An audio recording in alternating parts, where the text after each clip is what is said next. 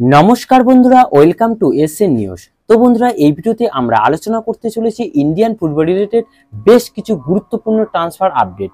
তাই পুরো ভিডিওটি সবাইকে দেখার অনুরোধ রইল। আর যারা যারা ভিডিওটি দেখছো সবাই প্লিজ লাইক ও সাবস্ক্রাইব করে দিও। তো প্রথমে আমরা যদি মোহনবাগানের আপডেটে আসি, তো মোহনবাগান যে তাদের সেরা বিদেশি জ্যামি ম্যাকলারেনের সাইনিংটা অফিসিয়ালি কনফার্ম করে দিয়েছে, সেটা তোমাদের আগের ভিডিওতে জানিয়েছি। তো এই জ্যামি ম্যাকলারেন কিন্তু মোহনবাগানে যোগ দিয়ে বেশ কিছু গুরুত্বপূর্ণ মন্তব্য তিনি করেছেন। তো তিনি জানিয়েছেন, আমার জন্মদিন 29শে জুলাই, যে দিনটা মোহনবাগানের কাছে একটা গুরুত্বপূর্ণ দিন, তাই 29শে জুলাই ওই তারিখটা মোহনবাগানের সঙ্গে শেয়ার করা আমার কাছে গর্বের একটা বিষয় হবে। আশা করি মাঠ ভর্তি দর্শকদের সামনে আমি আমার জার্সিটা দেখতে পাবো। চলো নতুন যাত্রা শুরু করা যাক। তো এমনটাই কিন্তু মন্তব্য করেছেন জেমি ম্যাকলারেন। এছাড়া তিনি ডার্বি জেতার জন্য যে খুবই আগ্রহী সেটাও কিন্তু তিনি পরিষ্কার করে দিয়েছেন। তো জেমি ম্যাকলারেন আশায় কিন্তু মোহনবাগানের অ্যাটাকিংয়ে জেমি ম্যাকলারেন, দিমিত্রি পেট্রাদোস আর গ্রেগ স্টুয়ার্ট, এই তিনজন কিন্তু যে কাঁপাতে চলেছে তা নিঃসন্দেহে বলাই যায়। মানে মোহনবাগানের আক্রমণভাগ এক কথায় দুর্দান্ত। তো এরপর আমরা যদি একটু ইস্টবেঙ্গলকে নিয়ে কথা বলি, তো ইস্টবেঙ্গল কিন্তু শুধুমাত্র যে জিকসন সিংকে সই করিয়ে থেমে আছে তা কিন্তু নয়।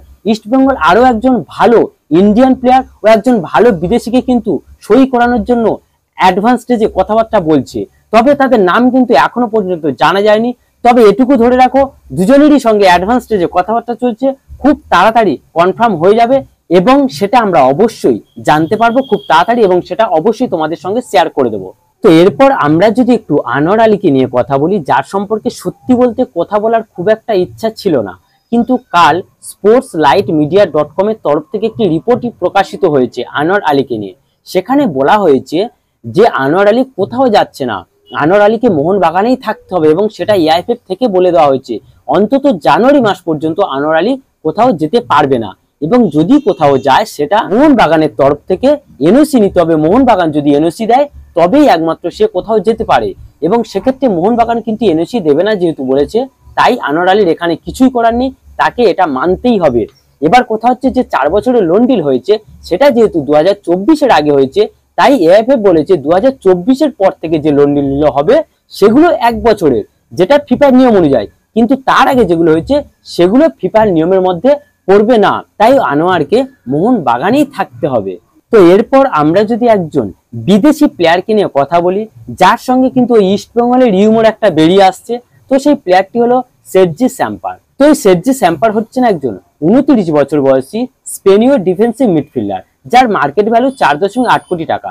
তো এই সের্জি স্যাম্পারের ক্লাব ক্যারিয়ার নিয়ে কথা বললে, বার্সেলোনার মতো ক্লাবে কিন্তু বেশ কয়েক বছর খেলার অভিজ্ঞতা তার রয়েছে, এবং বার্সেলোনার ইউথ একাডেমি থেকে কিন্তু এই প্লেয়ারটি উঠে এসেছে। তো খুব ভালো একজন প্লেয়ার, বয়সটাও কিন্তু ঠিকঠাক 29 বছর বয়স। তো যদি প্লেয়ারটি ইন্ডিয়াতে আসে তো সত্যি খুব ভালো একজন বিদেশিকে কিন্তু আবারও আমরা ইন্ডিয়াতে দেখতে পাবো। তো এছাড়াও কিন্তু স্পেনের আন্ডার-21 জাতীয় দলের হয়েও খেলার অভিজ্ঞতা তার রয়েছে।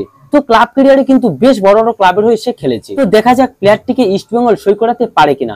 তবে কিন্তু আবারও বলে রাখছি, এটা কিন্তু একটা রিউমর, সত্যি কিনা তা সত্যি জানা নেই, শুধু একটা রিউমর হিসেবে বাজারে ছড়িয়ে পড়েছে, তাই ব্যাপারটা নিয়ে তোমাদেরকে একটু ডিটেলসে কথা বলে নিলাম। তো এরপরে আমরা যদি একটু মোহনবাগানকে নিয়ে কথা বলি, তো মোহনবাগানের সঙ্গে কিন্তু এই মুহূর্তে কেরালার 3 জন প্লেয়ারের নাম রিউমর হিসাবে বেরিয়ে আসছে। তো সেই 3 জন প্লেয়ারের মধ্যে প্রথমত বাঙালি প্লেয়ার প্রীতম কোটাল, যাকে নিয়ে তোমাদের কালকেই বলেছি একটা ভিডিওতে। তো সেই প্রীতম কোটাল কিন্তু মোহনবাগানে আসার চান্স এই মুহূর্তে আরো বেশি জোরালো হচ্ছে, এবং সেটা অবশ্যই আনোয়ারের জায়গা, কারণ আনোয়ার এই মুহূর্তে থাকবে কিনা তো ঠিক নেই, তাই আনোয়ারের জায়গায় আগে থেকে মোহনবাগান একটা ব্যাকআপ প্লেয়ার ভেবে রেখেছে, এবং আনোয়ার যদি না থাকে তার পরিবর্তে প্রীতম কোটালকে অবশ্যই খেলানো যেতেই পারে। তো এবার কথা হচ্ছে প্রীতম কোটাল তো 1 নম্বর। 2 নম্বর প্লেয়ার হচ্ছে হরমিপাম রুইভা। তো হরমিপাম রুইভাকে নিয়েও আগে কথা বলেছি।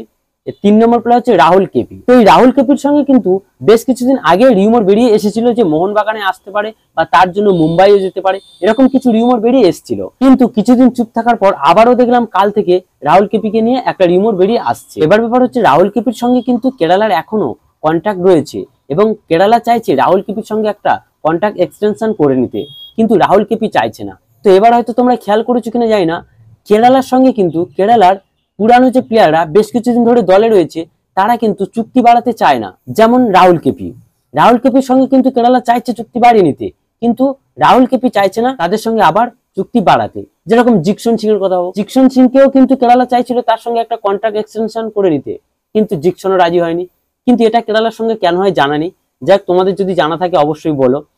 তো এবার হচ্ছে তো রাহুল কেপি যেহেতু কন্ট্রাক্ট এক্সটেনশন করতে রাজি নয়, তাই রাহুল কেপিকে কেরালা কিন্তু ছাড়তে রাজি আছে, তবে তার আগে তাকে ডুরান্ড কাপ পর্যন্ত একবার দেখে নিতে চায়। ডুরান্ড কাপ পর্যন্ত যদি সে ভালো পারফর্ম করতে পারে তাহলে তাকে রেখে দেবে, আর তা না হলে এবছরই তাকে সেল করে দেবে। তাই রাহুল কেপির নাম আপাতত বাদ দাও, এবার হচ্ছে হার্ভিপাম রুইভা আর হচ্ছে প্রীতম কোটাল, এই দুজনের মধ্যে কিন্তু একজন আসতে পারে, এবং সেটা অবশ্যই আবার কিন্তু সোয়াপ ডিলে হতে পারে, কারণ কাল কিন্তু মার্কাস আবার জানিয়েছে এই সোয়াপ ডিলের ঘটনাটা। তো এবার হচ্ছে এই সোয়াপ ডিল কার সঙ্গে কার হবে সেটা কিন্তু একবারও বলেনি। এবার হচ্ছে এইখানে কিন্তু দীপক টাংরির নামটা বেরিয়ে আসছে। আবার দীপক টাংরিকে নাকি মোহনবাগান ছাড়তে রাজি নয়, নো সেল বলে টাঙিয়ে রেখেছে। মোটামুটি দীপক টাংরিকে কোনো মতে ছাড়তে রাজি নয়, কারণ দীপক টাংরি খারাপ খেলুক আর ভালোই খেলুক, বিপক্ষের খেলোয়াড়দের কিন্তু চাপে রাখতে পারে বা তাদের খেলাটাকে নষ্ট করে দিতে পারে। তাই দীপক টাংরিকে রেখে দেবে মোহনবাগান, এটা প্রায় কনফার্ম। এবার যদি মোহনবাগান প্রীতমের জন্য অল আউট যায় তখন হয়তো দীপক টাংরিকে সোয়াপ ডিলে ভাবতে পারে, কিন্তু তার আগে নয়। এবার তার জন্য নির্ভর করছে কিন্তু যে প্রীতম কোটালকে মোহনবাগান নিতে কতটা আগ্রহী। আবার একটা ব্যাপার হচ্ছে, যদি প্রীতম কোটালের সঙ্গে দীপক টাংরির একটা সোয়াপ ডিল হয় তাহলে মনে হয় ডিফেন্স মোহনবাগানের আরো দুর্বল হয়ে যাবে, কারণ দীপক টাংরি কিন্তু ওই রোলটাতে, ডিফেন্সিভ রোলটাতে কিন্তু ভালো খেলে থাকে। হয়তো বেশ কড়া কড়া ট্যাকেল করে কিন্তু ভালো খেলে, তাই কখনোই মনে হয় না দীপক টাংরিকে মোহনবাগান ছাড়তে পারে। তো এবার মোহনবাগানের মাথায় কি চিন্তা ভাবনা ঘুরছে সেটা তো আমরা জানি না, যাই হোক দেখা যাক কি হয়।